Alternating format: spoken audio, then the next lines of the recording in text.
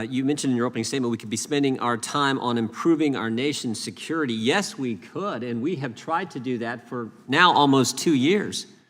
We have a border that is no longer a border. We'd love to talk about it. We'd love to talk about the fact that we went from safe streets to record crime in every major urban area and try to figure out how we can help those situations, but you guys won't do it. I think I speak for every Republican member on the Judiciary Committee, probably every Republican member in Congress. We would love to focus on those issues, but you won't do it. You talked about the FBI, and we shouldn't be disparaging the FBI. I agree. The vast majority of the Americans, I think your quote was Americans doing their job at the FBI. I agree with that. They're good people. In fact, we know of 14 of them who've come to our office as whistleblowers and talked about the political nature that overwhelms the Washington field office and the FBI.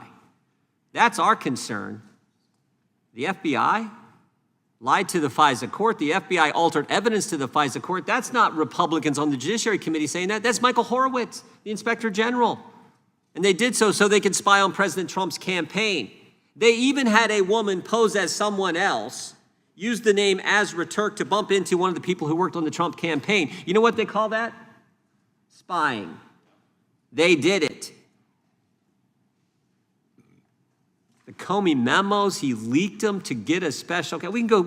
I don't want to go through all the history, but it's worth. I think it is worth just pointing to that. That's what happened at the FBI, and now we have this, the issue in front of us. Why this resolution of inquiry is so necessary. Last month, the FBI took the unprecedented step of raiding the home of a former president of the United States. Never happened in American history. And I would point out, not just the former president, but the likely presidential candidate for the Republican Party to run against the very Justice Department the Biden administration had go raid his home.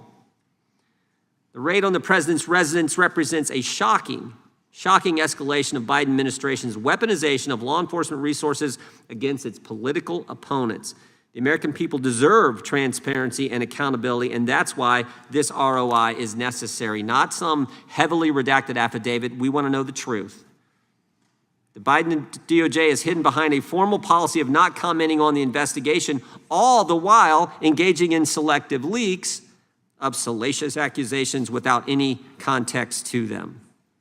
In fact, on August 11th, 2022, last month, Attorney General Garland addressed the search for the first time, had a press conference, and he said, "I have made clear that the Department of Justice will speak through its court filings and its work." Well, if you made it clear, why'd you have to give a press conference? Why'd you go talk about it? On the very same day, though, the Washington Post reported that FBI agents were seeking quote, classified documents relating to nuclear weapons, according to leaks from, quote, people familiar with the investigation. So much for letting the court filings speak for your work. You did a press conference, and then people familiar with your work leaked it to the Washington Post.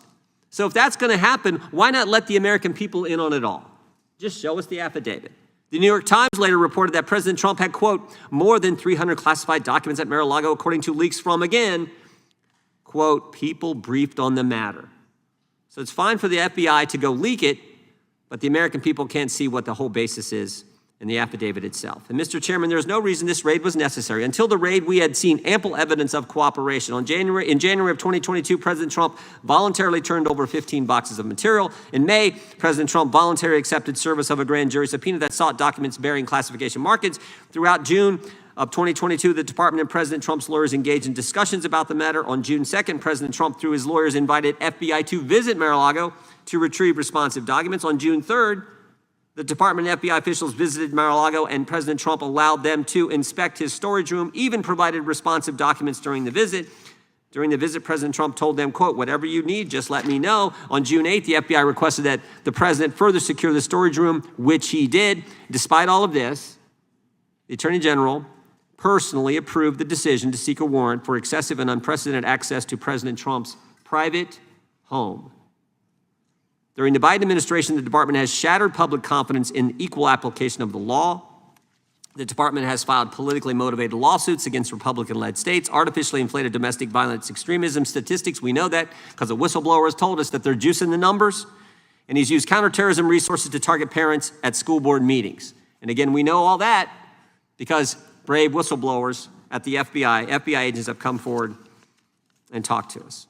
The department has also selectively prosecuted and investigated political opponents of the Biden administration. A pattern has also emerged of Attorney General Garland seeking to prosecute cases against political opponents through leaks to friendly media sources rather than the courtroom. These actions not only undermine the stated mission of the department, they violate the most fundamental tenets of our country. That's why it's critically important that we get access to the unredacted affidavit. We must begin the process of bringing accountability to this agency. I would urge support for the resolution. Thank you, Mr.